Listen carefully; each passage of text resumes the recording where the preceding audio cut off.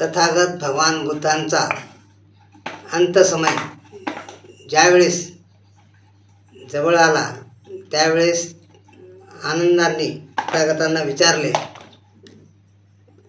की भगवान, तुमच्यानंतर आमचा गुरु कोण? त्यावेळेस तथागतांनी म्हटले की आनंदा, माझ्यानंतर तुमचा गुरु फक्त फक्त धम्मच राहील.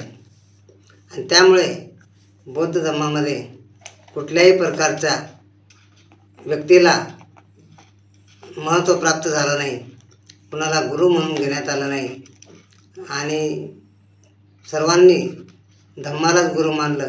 त्यामुळे बुद्धिस्ट समाजामध्ये कुणाचीच फसवणूक आतापर्यंत झालेली नाही. याचं कारण फक्त तथागत भगवान बुद्धांनी सांगितलेला धम्म हाच तुमचा गुरु आहे हे मानल्यामुळे. जय